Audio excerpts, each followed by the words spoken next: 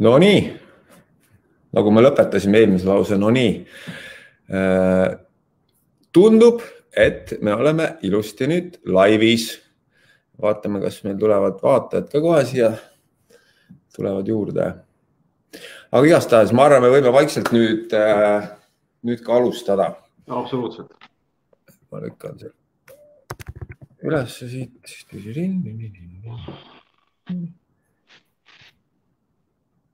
Ja, nii.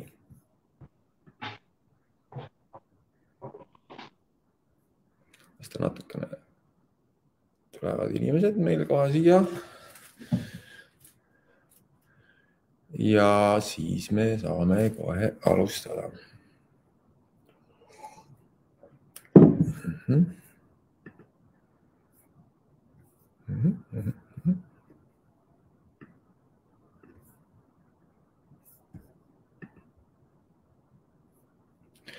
No nii, ma arvan, me võime oma raamatu esitlusega vaikselt alustada. Marek on teisel pool olemas, mina olen ka siin olemas. Inimesed vaikselt liituvad meiega, kes meie esitlust vaatavad ja samamoodi ma tahaks öelda ka tere kõigile teistele, kes seda esitlust siis ka tagant järele vaatavad, et see asi jääb üles meile Yes kirjastuse siis Facebooki lehele ja seda saab ka tagant järele vaadata. Nii et tere kõigile praegustele vaatajatele, tulevastele ja tere, Marek. Tere minu poolt ka. See uued ajad on uutmoodi raamatu esitlused väga popiks teinud, et mina olen praegu hetkel Hiiumaal ja Marek, sina oled? Tartumaal. Ja tegelikult on niisugune päris tore sild, nii pikk sild siis ehitatud ja et me saame rääkida nüüd ühest suurest saavutusest. Kõigepealt, ma tean, Marek, me täna esitleme sinu esimest raamatut, Suhtekiskjad. Ega mul ei ole midagi mööda läinud, sa ei ole salaja varem midagi kuskil kirjutanud? Kahjuks mitte, jah. Ma tahan sulle öelda, palju õnne. See raamat on siin, ta sädeleb ja ma võin öelda, et see raamat sai imeline. Kahjuks sa ise veel või õnneks veel ei ole saanud seda oma käte vahele, aga me kohtume sinuga teisipäeval, millal ma saan sulle see raamat üle anda. Siis sa saad seda füüsiliselt katsuda, aga ma küsiks kohe niisuguse spordireporteri küsimus, mida alati küsitakse, et mis tunne sul hetkel on? Sa oled valmis saanud sellise suur teosega, see on 380 lehekülge. Siin on, me tekstist ja sellest sisust räägime hiljem, aga mis tunne sul praegu on endal? Praegu, hetkel? Just. No, ma suudan ennast talitseda väga hästi, ma arvan. Sest et ma tean, et ma ise olen mõned raamatud kirjutanud ja me oleme Marekuga varem ka rääkinud sellest, et tegelikult on see selline hästi nauditav. Sa veel ütlesid, et sa ei mõista seda, aga see... Ei, ma mõistan väga hästi seda, jah. Aga jah, minu jaoks on raamatu kirjutamine suurem fun kui see, et ma siin istun, aga eks ma harjun ära, sest ma olen raamatu kirjutamisega harjunud nüüd, mis siis on, mõned aastad, eks ju, aga sellega, mis me praegu teeme, see on nüüd kaua me oleme siin. Tunnikene oleme seda asja marineerinud, nii et noh, eks see võtab aega.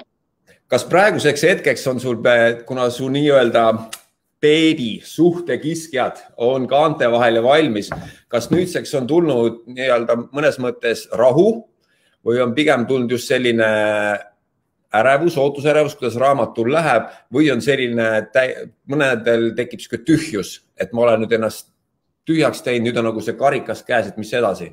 Ei, tühjust kaugel ei ole. Ei ole. See on pigem just see, mis edasi läheb.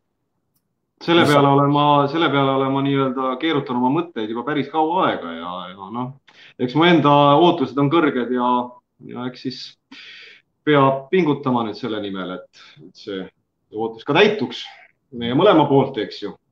Kuna me oleme mõlemad siia päris korralikult investeerinud, nagu sellest kaunitavist nii-öelda näha oli, eks ju. Just. Ja ma tahan vahepeal öelda ka inimesed kõik, kes meid vaatavad, et me kindlasti ootame ka küsimusi teilt, kes tahab midagi küsida Mareku käest, kes tahab küsida midagi minu käest, võite siia kirjutada ilusti kommentaaridesse, need tulevad meile siia ette ja me saame Mareku käest neid asju küsida kenasti. aga kuidas ma küsiks su käest, me sinuga veel nii head tuttavad ei ole, et mina ei ole veel sinu sügavatesse hingesoppidesse ja sinu ajukurdude vahele veel pääsenud. Et ma ei ole veel aru saanud seda, et nagu ma alguses mõtlesin, et kas sa oled tõesti väga segane mees või oled sa tõesti väga tark mees. Et kumb see raamatu kirjutamine sinu jaoks oli? Kas ta oli pigem teraapiline või pigem oli ta selline, kus sa said oma fantaasiat kasutada ja minna kuskile kaugemates soppidesse ja mõelda asju või on ta pigem olnud teraapia sinu jaoks, et enda mõningaid teemoneid, vabaneda enda mõningatest teemonitest? No ma valiks sellest kahest selle segase poole, eks ju. Aga jah, see, mis nüüd viimast osa küsimusest mõlemat, nii teraapia, vallandumine, no jah, ega ma fantaasiatega tõesti kaugele või tagasi ei hoidnud nii-öelda, et need on lastud tõesti vabaks ja ausalt öelda mind isegi üllatab see, mis ma seal välja kirjutasin.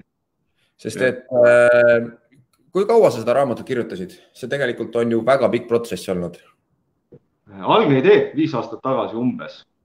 Ja sealt edasi siis nii-öelda see vastik tunne, et sa pead midagi looma, midagi kirjutama ja kätte võtma.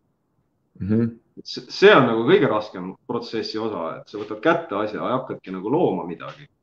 Aga reaalne kirjutamine on tõesti nüüd, ma arvan, siin 3 aasta jooksul toimunud, mis tähendab seda, et on vähemalt 3 versiooni raamatus kirjutatud, 2 on sellest nii-öelda sahtlisse jäänud ja siis see viimane osa, mis nüüd ongi siis see viimane lihv on nüüd siis sinu käes praegu hetkel ja raamatupoodides.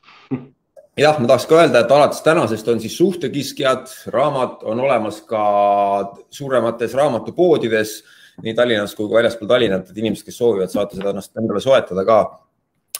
Aga läheme nüüd rohkem raamatu juurde. Küsimus otse. Küsi. Kes on Suhtekiskjad? Kes on Suhtekiskjad? Kes on Suhtekiskjad? Miks selline pealkiri? Kas sa olid ise suhtekiskja või oled sa nendega kokku puutunud ja miks just selline raamat?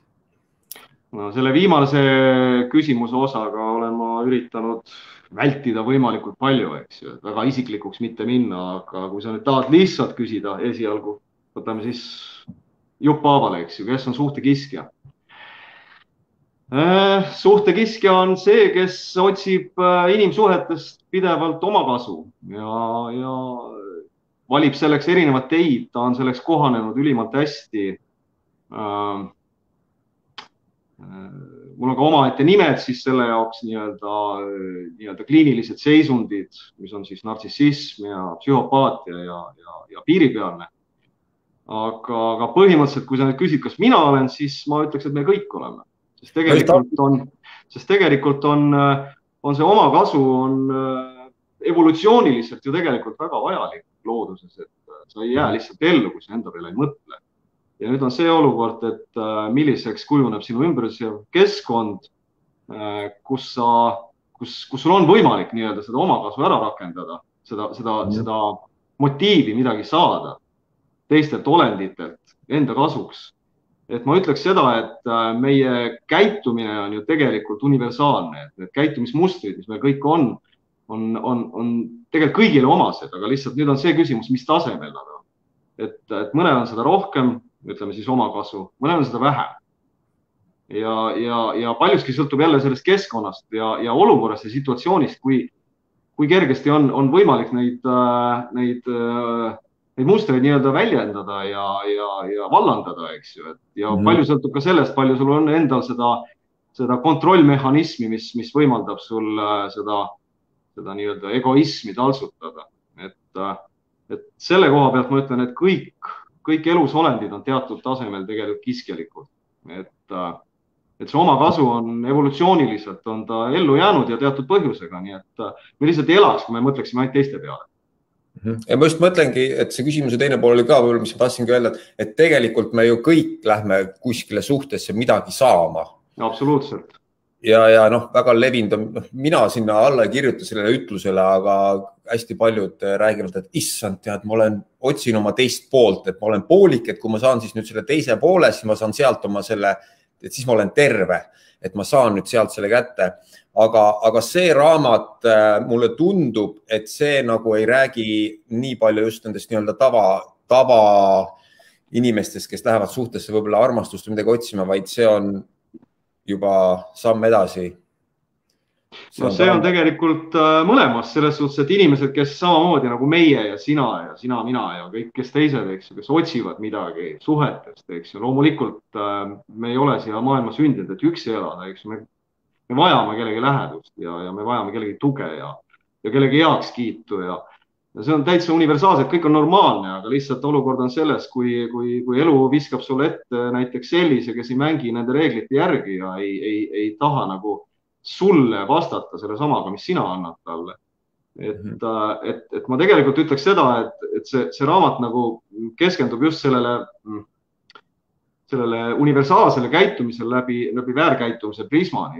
Ma toon selle võrdlusmaterjaliks just selle halvema poole, et kui sa võtad nagu värvi, eks ju, mis on must ja siis sa võtad halli. Et need kontrastid on suured, eks ju. Väga hea on lihtne on võrrelda musta, eks ju, mingi teise värviga, halli võib-olla vähem. Et kui me võtame nüüd inimkäitumise aluseks nii-öelda kõige vääramad mustrid üldse, siis me hakkame nagu nägema seda, et ka meis on need omaded ja see aitab meil nagu eristada seda normaalset väärast tegelikult. Et see piir iseenesest on väga ägune ja paljude jaoks on ta mõistetamatu ja ma arvan, et meie mõlema jaoks on ka kohati. Jälle sõltub situatsioonist ja inimesest, eks ju. Et meil on vaja nagu selliseid kontrastseid mustreid näha, vaadata, et kus on kõik välja toodud hästi konkreetselt. See egoism, omakasu, eks ju, mis iganes kiskjalikud iseloomuomadused, et kui me vaatame nüüd tõesti seda hullemat poolt, eks ju, siis aitab see võrrelda meie enda normaalsusega, eks ju, seda. Kui sa nüüd aru said, mis ma siin rääkisin pikalt. Aga mõtlegi jah, et kõik need juhtumid, mis sa ka siin ise kirjeldad, sa oled ju vestelnud kümnete inimestega, kes on kokku puutunud nende inimestega, sa oled teinud metsikult suurt uurimistööd, sa oled sidunud need uurimistööd siia lugudesse kõik.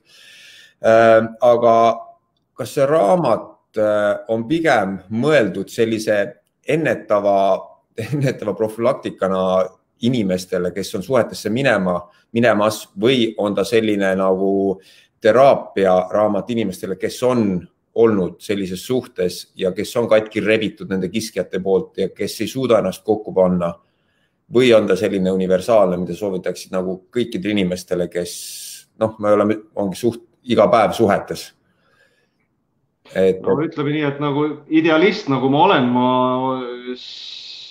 näeks seda tõesti inimestel, kes ei ole veel sattunud kehva olukorra ette, et vältida, aga nagu praktikuna või kuidas siis öelda, sellise loogilise mõtlemisena ma ikkagi saan aru, et see pigem on nende inimeste jaoks, kes on juba seal sees, sellepärast et alles siis sa hakkad märkama enda juures, teiste juures neid vigu, mis muudavad ühe suhte vääraks, eks ju. Enne suhet on väga raske sul neid näha, aga loomulikult ennetada suhet, sellist väärsuhet on alati mõttekam, kui sellest vabastada, sest ütleme niimoodi, et väärad suhted on kerge alustada, aga väga võimatu lõpetada. Just mõtled, ka siin raamatus tegelikult oma nende näidete puhul, et sa ütled ka, et tegelikult need tunnusmärgid on nagu sarnased nendel inimestel, et seda on võimalik nagu ära tunda neid inimesi, kes kui sa oled muidugi juba selle kire ja armastusega on su pea segi pekstud, siis vaevalt sa enam neid vaatad, eks ju. Siis sa otsid mingit teisi. Inimese tähelepanu ongi selline, et millele ta keskendub, seda ta näeb. Loomulikult iga normaalne suhe algabki sellega, et sa otsid inimesi head ja psüühika sul keskendub sellele. et see lõikab nii-öelda sellelt foonilt kõik negatiivse ära. Ja alles siis, kui sa tagantjärgi hakkab sul siis nii-öelda see hormonaalne segakompott nii-öelda lahtuma seal sees, siis sa hakkad alles nägema nagu selgema pilguga, et jah, põhimõtteliselt on see idealistlik raamat, mis räägib ideaalsest maailmast, kus on võimalik ideaalselt käituda sellises olukorras. Aga tegelik elu on põhimõtteliselt ikkagi just selline, mida ma nendes lugudes kirjeldan. Selline kergelt masendav. Aga miks see on nii raske, sest et viimasel ajal on ka hästi palju räägitud just, et Eesti perede nii-öelda siseeludest, et inimesed küll lahutavad ja minnakse laiali, aga miks on nii raske pääseda nendest kiskjalikest suhetest, kui sa oled siin aardesse sattunud ja nende inimeste juurest ära minna? No, Eesti abielu statistika näitab seda, et 50% abieludest lahutatakse, mis tähendab tegelikult mitte seda, et minnakse kergekäeliselt suhtesse, et minnakse kergekäeliselt lahku, vaid minnakse kergekäeliselt suhtesse just algselt, eks ju. Et miks neist on lahti lasta? Milline kiskja loobub oma saagist kergekäeliselt? Ja fakt on see, et tal ei pruugi olla need preemiad, mida ta sellest suhtest otsib, ei pruugi olla ainult materiaalsed, nad võivad olla emotsionaalsed ja kui sa oled inimest emotsionaalselt ahendanud nii-öelda enda külge, siis on see ka tegelikult ressurss, mida sa naudid. Ma räägin nüüd praegu kiskja perspektiivist, eks. Et kiskjad ei lase kergelt lahti. Inimesed ei lase suhteid kergelt lahti, isegi normaalsetest suhetest on raske lahti minna. Ma usun, et sa isegi tead. Iga suhet on raske lõpetada kergekäeliselt. Kas need suhtekiskjad, kas see kogu nende tegevuse kiskjalik olemine ja igapäevane toimetamine, kas see on nende alateadvuslik tegevus või on inimesed täiesti, on ka sellised, kes meelega, kuidas ma ütlen siis, oma ohvreid valivad ja toituvadki nagu sellest? No, kuidas sa ütled nüüd? Selles suhtes, et kui sa räägid alateadlikust käitumist, siis teatud asjad on sul tõesti meelega, sest see alateadvus sind juhatab selle teemale ja sa üritad seda, aga selle kohta on muidugi jah, raamatust 2 eraldi peatükki, mis on siis nii-öelda lapskiskjad ja emakiskjad, mis tähendab seda, et kust kohast need mustrid õpitud on, kus nad on niimoodi kinnistunud, et inimene kasutab neid täiskasvanu elus ikkagi samamoodi edasi, et see on ikkagi alateadlik, unustatud vajadused, samamoodi need kiskjad otsivad samamoodi armastust, nad otsivad samamoodi tunnustust, täpselt nagu meie, aga nad ei oska lihtsalt sellele õigesti vastata, nad ei oska õigesti reageerida, neil on kognitiivselt ehk teadlikult on vale mulje jäänud inimestest. Selles suhtes, et tavaliselt sellised mustrid kujunevad välja väga väärkohtlevas keskkonnas, mis on siis lapsepõlv ja nad ongi harjunud juba, et neid niimoodi koheldakse ja nende reaktsioon mingile, ütleme siis äraütlemisel on väga vägivaldne ja see on pigem käitumisprobleemid on neil inimestel omased ja need on alateadlikud, sest 90%, mis ma hakkan nüüd viskama neid protsente välja, enamik meie käitumist on alateadlik. Aga lihtsalt ongi see küsimus, mis eristab väärat normaalsest, ongi see, et normaalse inimese puhul oleme me enam-vähem teadlikud, mis meie neid alateadlikke mustreid esile toob. Suhtekiskjate puhul seda ei ole. Neil on väga palju alateadlikku ja väga vähe enesekontrolli on seal taga. Jah, et ma vaatan, et sa oled siin ka oma raamatus on ju välja toonud need tüübid, et kui inimesed arvavad, et kui öeldakse suhtekiskjad, siis kohe ma arvan, enamus mõtlevad, et need on mehed kindlasti on ju ja teevad naistele haiget. Et see on küll, aga tegelikult, nagu sa mainisid, need suhtekiskjad võivad olla ka lapsed. Need suhtekiskjad võivad olla ka emad.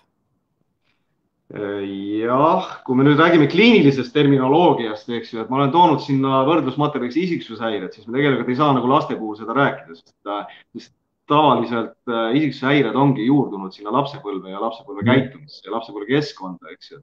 Et lapsed on muutuvad organismid ja nende psüühika on muutuv, et me ei saa nüüd rääkida otseselt mingitest lapsisiksushäirestest, aga me saame tõesti rääkida kiskjatest, mis muidugi tähendab seda, et noh, vähemalt seal näites on toodud ju tegelikult välja nii-öelda lapsed, kellel ongi jäänud need täiskasvanu eani välja, need mustrid alles, eks, mis tähendabki seda, et nad võiksid kvalifitseeruda nii-öelda siis isiksushäire valdkonda. Aga kui me räägime lihtsalt kiskjatest, siis jah, tõesti lapsepõlve kiskjalikud käitumised, need tegelikult üldse kõik kiskjalik käitumine, mis on täiskasvanu puhul, on väga lapsik ja me võime väga palju paralleele tõmmata lapse käitumise ja kiskjaliku täiskasvanu käitumise vahel. Et samamoodi lapsed ei ole teadlikud enda käitumise põhjustest, tagajärgedest, samamoodi ei ole kiskjad sellest teadlikud. Nii et me võime öelda, et need on lapsemeelsed, ebaküpsed inimesed. Ja selle raamatu alapealkiri on millised ohud varitsevad suhtemaastikul. Kas võiksid korraks hästi, ma tean, et lühidalt on seda raske öelda, aga millised ohud varitsevad siis praegusel ajal ütleme, meie elus ja meie suhtemaastikul, mis on need kõige suuremad? No tegelikult siis enamik peatükkides keskendub ju tegelikult sellistele privaatsetele suhetele, kus on selline lähisuhe ja väike ringkond on selles suhtes, aga viimane peatükk ju keskendub tegelikult üleüldiselt keskkonnale või sellele ühiskonnale laias valdkonnas. Et kas ma pean nagu lähiajaloost tooma mõne näite äkki, kus meil on tegemist suhtekiskiga? Ma arvan, et meil ei ole vaja väga kaugelt otsida, vaatame üle lahe, mis seal toimub, eks ju. Et me näeme juba, mis juhtub, kui üks kiskjalik, kuid samas väga sarmantne ja väga sarmikas härrasmees muutub väga paljudele populaarseks, eks. Ja mis teeb siis see teine pool, kes tegelikult näebki neid vääraid mustreid selle käitumise all, kellele ei meeldi see ksenofoobia, rassism, mis sealt tuleb, eks ju, et me võime öelda, et ka nemad on ohvrid mõnes mõttes, sest nemad ei ole ju valinud enda ellu sellist inimest, kes nii-öelda märatseb, ma ei tea, nüüd 4 aastat vist, eks ju, üritab edasi ka märatseda veel. Et ma ei taha nüüd poliitikasse sekkuda, aga ma ütlen seda, et me tegelikult oleme osaliselt kõik ohustatud mingil momendil, kui see keskkond on suhtekiskja jaoks soodus. Ja miks ma nüüd toon poliitika siia välja, sest tegelikult demokraatlik ühiskond baseerubki sellele, et sa oledki populaarne, sa saadki inimeste poolehoiu, sa saadki võimule sellepärast, et keegi on andnud sulle oma võimu. Ja selleks ei saa lihtsalt ähvardustega, sa ei saa ähvardustega võita seda populaarsust, sa pead seda viisakalt, kenasti, armastusväärselt saama. Ja see teebki selle suhtekiskjaks, et ta lähenebki inimestele, loob vale illusiooni ja hiilibki nii-öelda nende privaatsesse ellu, sest kui sa oled ikkagi ühe maailmariigi president või juht, siis loomulikult sa ühel hetkel dikteerid lihtsalt teiste inimeste, võib-olla seal miljonite inimeste elu. Et sel juhul kõik need mustrid, mis on ühes väikses suhtes, nii-öelda ühes tavalises romantilises paari suhtes, ütleme siis vääras suhtes, eks ju, kõik need samad mustrid tulevad ka suures plaanis välja. No. Kõik see asi, mis on juba varem juhtunud. Mis me praegu näeme, praegusel momendil on põhimõtteliselt sarnane, mis enne teist maailmasõda Saksamaal kordus. Et inimesed paraku ei õpi. Et ühtepidi ma nagu loodan oma raamatuga seda teadlikkust parandada, aga see realist ütleb minus, et ilmselt praegu ei ole aeg küps. Praegu on aeg küps küll märgata neid mustreid, mis väga hästi välja tulevad igal pool, sest olukord on küps selliste asjade jaoks. Aga praegune olukord ei võimalda nagu väga, ma ütlen siis, võidelda selle olukorra vastu, ennast päästa nii-öelda. Väga hea, et sina läksidki just praegu, et mul oleks üks küsimus veel siia lõppu, et Marek, miks sa selle raamatu kirjutasid? Miks ma selle kirjutasin? Just suhtekiskjad, miks see raamat?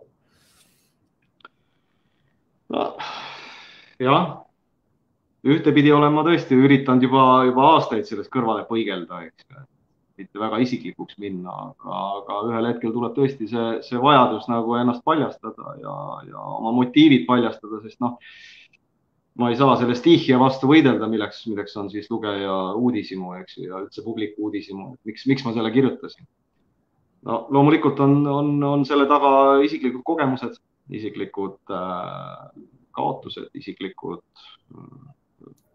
vead nii-öelda. Aga miks ma olen nagu üritanud seda küsimust vältida, ongi see, et tegelikult sellest draamast või kuidas iganes sellest paljastusest nii-öelda säästa tegelikult endale lähedasi inimesi.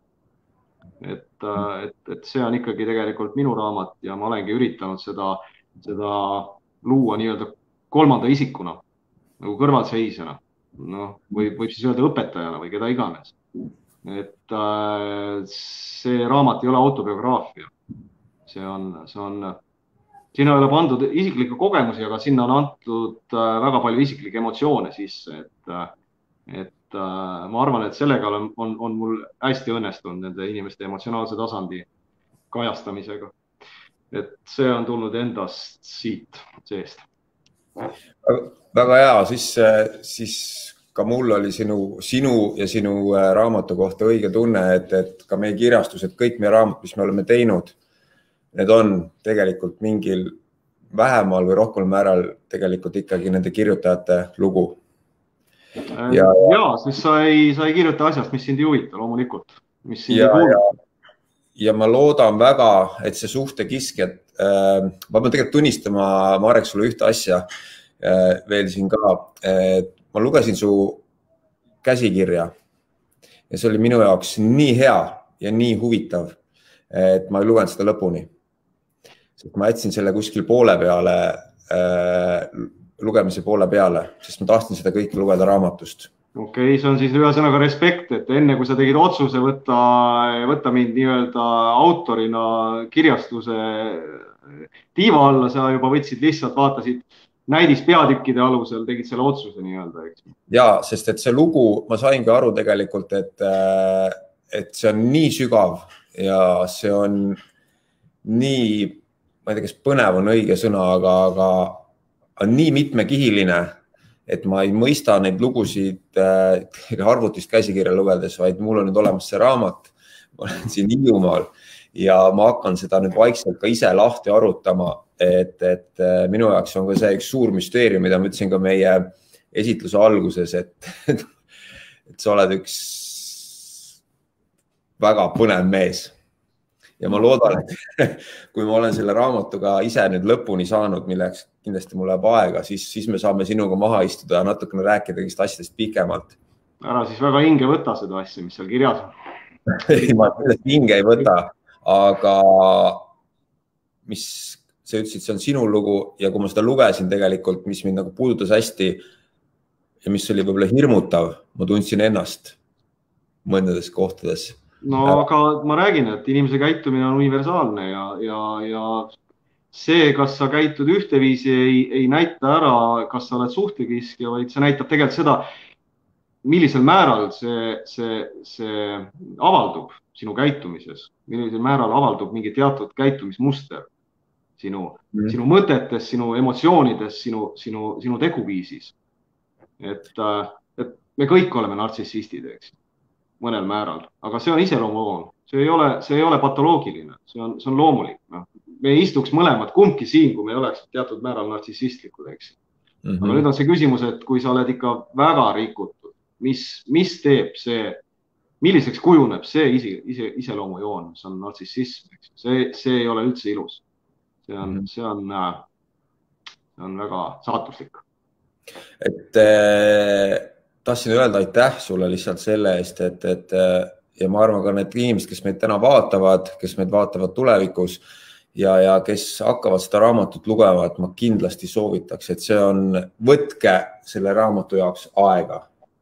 Võtke selle jaoks hetk ja võtke selle jaoks koht, kus seda lugeda ja kuidas siia sisse ka süübida, sest et ma arvan, see raamat isegi võib-olla ei hakka ennast arutama lahti seda lugedes, vaid ta hakkab hiljem mingites mõtetes, et see võib olla paljude inimeste jaoks, ma usun, täitsa elumuutev raamat, mille mul on praegu öelda välja.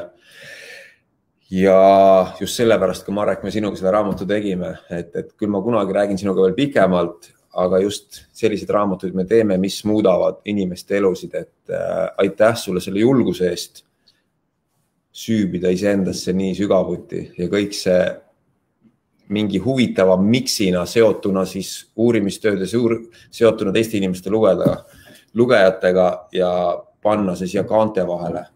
Et ma tean, millist tööd sa oled pidanud tegema iseendaga, et see kõik siin kaante vahel on.